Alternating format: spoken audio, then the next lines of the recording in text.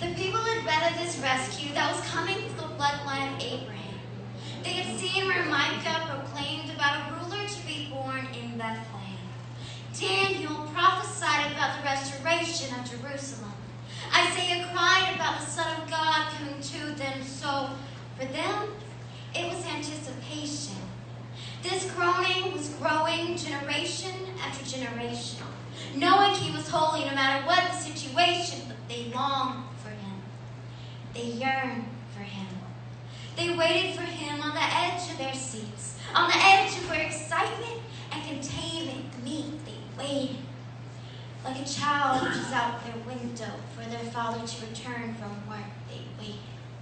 Like a groom stares at the double doors at the back of the church, they waited. And in their waiting, they had hope. Hope that was fully pledged to a God they had not seen, to a God who promised a king who would reign over the enemy, over Satan's tyranny. They waited.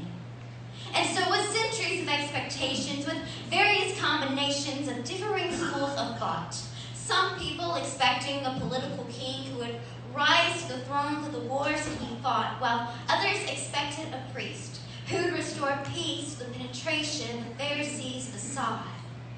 Yet a baby, 100% human, 100% God. So their word became flesh and was here to dwell among us in his fullness, grace upon grace, Jesus. Through him and for him, all things are created, and through him, all things are sustained.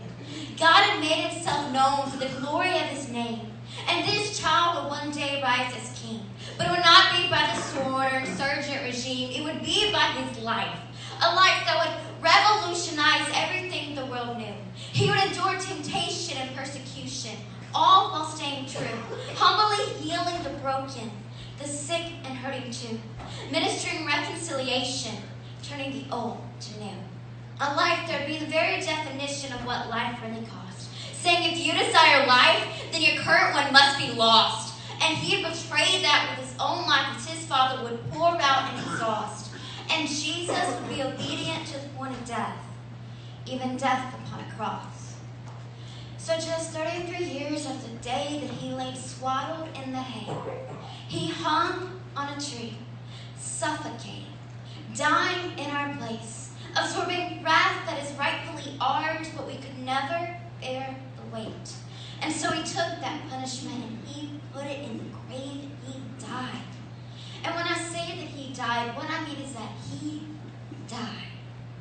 No breath, no heartbeat, no sign of life. You see, God is a God of justice, and the penalty for our sin equals death.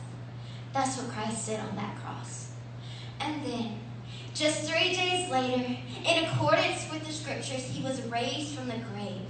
And when I say that he was raised, what I mean is that he was raised. Lungs breathing, heart pumping, blood pulsing through his veins. The things that he promised were true. He is the risen Son of God, offering life to me and you, turning our mourning into dancing, our weeping into laughing, our sadness into joy.